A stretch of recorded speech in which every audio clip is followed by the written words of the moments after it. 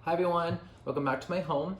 After learning about objective and subjective realities last week with the Magician and the High Priestess, tonight we're going to continue with the Fool on his journey, and we are ready to meet the parental archetypes, the Empress and the Emperor. The Empress is the great Earth Mother of the Tarot deck. She represents nourishment, fertility, abundance.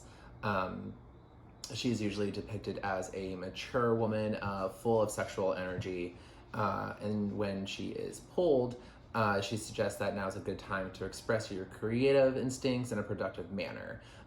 Any kind of artistic endeavor will prosper, and any kind of hard work that you're putting into anything will pay off with like a material gain.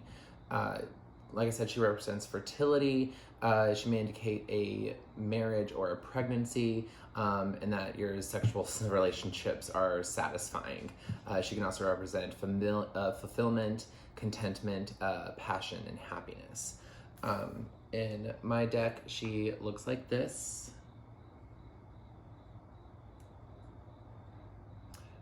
So she's depicted as a more mature woman. Her bare breast is indicative of her being very sexualized and fertile. But like I said, so she is like the mother womb of the tarot. And as complement, the Emperor would be Father Phallus. They are husband and wife of the tarot deck. The Emperor represents dominion, authority, order, reason, power, and control. When the Emperor makes his appearance, he's kind of the exact opposite, whereas the Empress is telling you to embrace your creative energies. The Emperor is kind of suggesting to use rational thought and direct action to achieve success. Such as like you might receive a promotion at work for your organizational skills or something to that effect. Or you may need to deal with a rival of some kind, or it's just someone in authority. But he is letting you know that now is the time to act responsibly and to organize a good, structured, stable environment. He also brings about leadership, discipline, maturity, and stubbornness. So in my deck, he looks like this.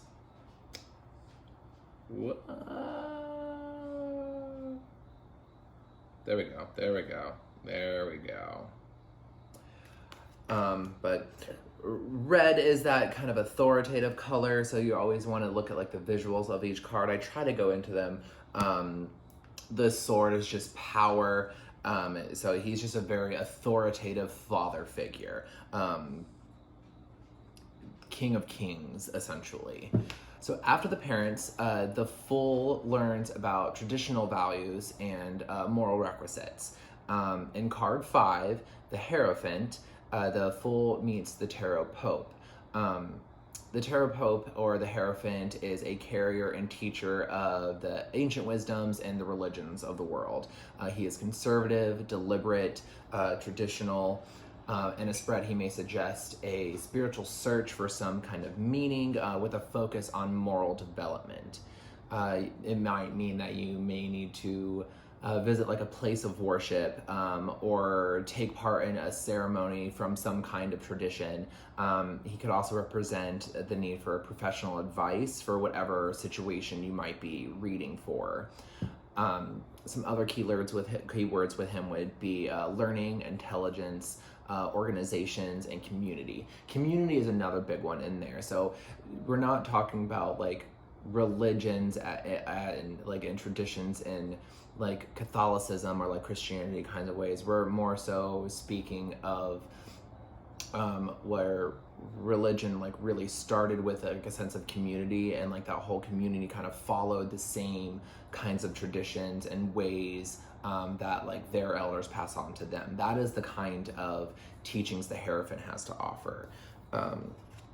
So in my deck, he looks like this.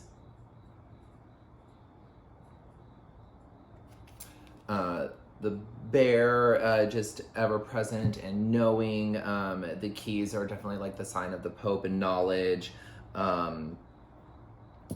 Purple is just intelligence and almost royalty. Like those kinds of things are gonna be coming up as well.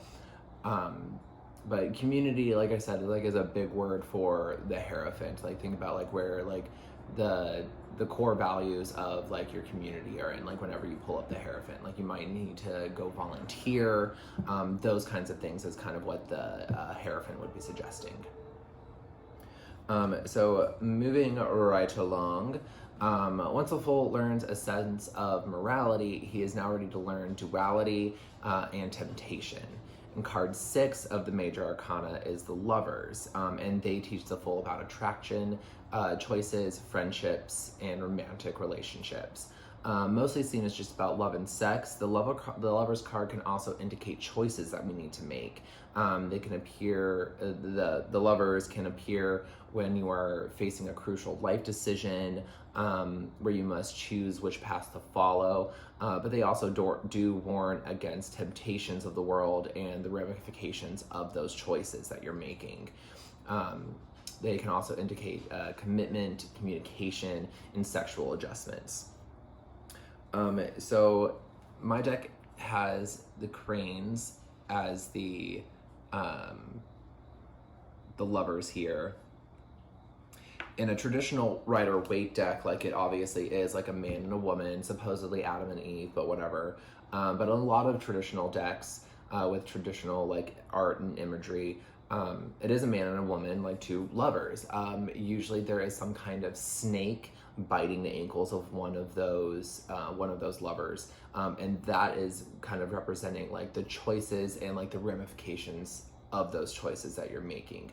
That's the temptation in there. So yeah, like in like a relationship spread, if you find the Lovers, like no, that is probably going to be a strong bond, but there are definitely going to be other temptations like surrounding the circumstance, and it's, I usually see choices whenever the Lover comes up. Like it's usually I'm trying to make a choice, like I'm choosing this or that, like what path am I going down, and then how am I going to deal with like the consequences of those choices that I'm making. So we met the parents, met the Pope, met sex, so that was fun. It's like 10 o'clock at night because better late than never. I just had a lot of shit build up with me this week and I didn't have time to do anything else. But I'm really enjoying this. I hope you all are too.